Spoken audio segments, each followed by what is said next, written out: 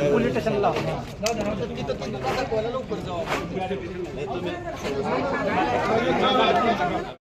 बळीराजा ही 200 रुपये माती आहे, 200 रुपये पोत्र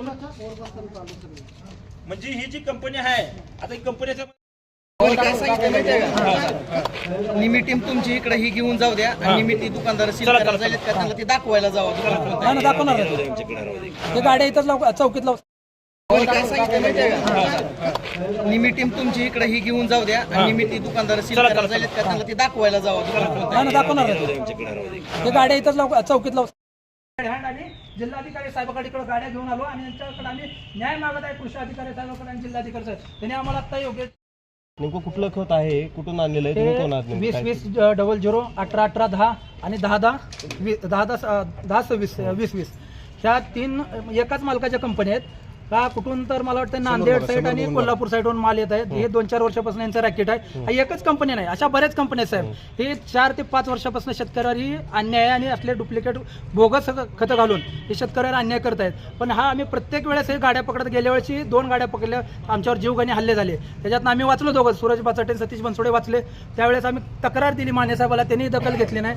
मध्यंतरी सोलापूरला खत पकडून दिला, त्यावेळेस त्यांनी लॅब घेतला, एक बोरामणीला आणि एक सोलापूरमध्ये महाशक्ती नावाचा एक खत होता. त्यांनी सॅम्पल घेऊन त्यांच्यावर आम्ही कारवाई करा म्हणून बसलो. पण ते म्हणतात दिल्लीला रिपोर्ट यायला पाहिजे, सोलापूरचा पुण्याचा रिपोर्ट आणून दिला.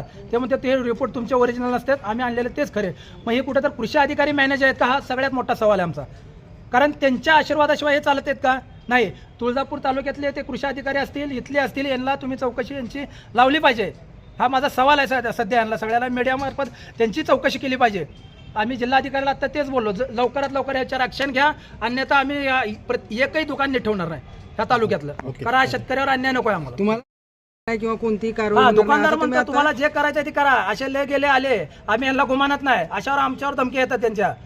ठीक आहे, मग आता अशा किती येऊन गेले ना, अशा आम्ही कितींदा सुटलो असं आमच्यावर हे करतो. तुम्ही खरेदी केलं, पकडलं काय ह्याच्यासाठी? डायरेक्ट आम्ही पैसे देऊन खरेदी केलं साहेब. ह्याच्यासाठी 5 लाखापर्यंत आम्ही किंमत त्यांना मोजले, 50,000 त्यांना ऍडव्हान्स दिले, 5 लाख कॅश दिले त्यांना. एवढं कशासाठी घेतलं? आम्ही पकडण्यासाठी घेतलं साहेब. आम्ही क्लिअर सांगतो, यांना पकडायचंच होतं आम्हाला. त्यासाठी आम्ही सगळ्या शेतकऱ्यांनी जमा करून पैसे आम्ही हा खाक घेतला, कारण असं सापडत नव्हते आम्हाला. कारण असं पकडायला गेलं तर आमच्यावर गुन्हे दाखल केले त्यांनी. आता जिल्हाधिकाऱ्यांनी तुम्ही भेट घेतलेली, जिल्हाधिकाऱ्यांनी तुम्हाला याबद्दल काय संदर्भ जिल्हाधिकारी साहेबांनी आम्हाला त्यांनी सांगितलं, व्यवस्थित सांगितलं की आम्ही त्यांच्यावर योग्य ती कारवाई करू. आता त्यांनी टीम पाठवतात त्या दुकानदारावर आणि त्या व्हर्टीच्या दुकानदारावर योग्य ती कारवाई करून त्यांना जास्तीत जास्त शिक्षा करण्याचा करून त्यांना न्याय देऊ असं आम्हाला त्यांनी सांगितलं. नेमकं या प्रकरणामध्ये पावत्याचं काय? पावत्याचं कारण म्हणजे तुम्हाला ही दाखवतो पावती, कारण मी पावती त्यांना ओरिजिनल मागितली, त्यांनी ओरिजिनल पावती देत नाहीत. आणि मला असं कळालं, कारण बरेच शेतकरी 5 वर्षापासून यांचं जी सुळसुळाट चालू आहे, ही रॅकेट मोठा आहे, ही बारकं रॅकेट नाही. त्यांनी पावत्या काय करतात, असं साध्या पावत्या देतात. आणि आता 500 पोत्याची आम्ही मागणी केलो होतो, 50,000 त्यांना फोनपे टाकलेत आणि त्यांनी काय केले, साधी पावती दिलेत, त्यांनी ओरिजिनल पावती दिली नाहीत. काय नाव आहे त्याचं? ओमकार कृषी केंद्र सेवा केंद्र, नळदुर्ग, तालुका तुळजापूर, जिल्हा धाराशिव. कारण ही नळदुर्गा बी आहे त्याची शाखा आणि अंदुरा बी आहे. माझं म्हणणं एकच आहे, आता ही जी खात आहे ह्याचा सॅम्पल काढायची दुकुल गरज नाही, डायरेक्ट त्याच्यावर फौजदारी झाली पाहिजे, त्या दुकानाला सील पडलं पाहिजे, त्या कंपनीवाल्यावर दुकुल फौजदारी झाली पाहिजे, त्याच्यावर दुकुल सील पडलं पाहिजे.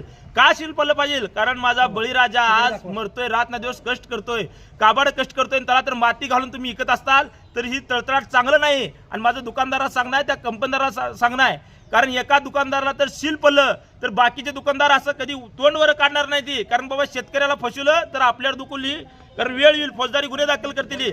त्याच्यामुळे माझं कळकळीची विनंती आहे तुम्हाला सर्वांना सांगणं आहे, कलेक्टर साहेबांनी आम्हाला आता म्हणले त्यांच्यावर आपण योग्य ती डायरेक्ट फौजदारी गुन्हे दाखल करू.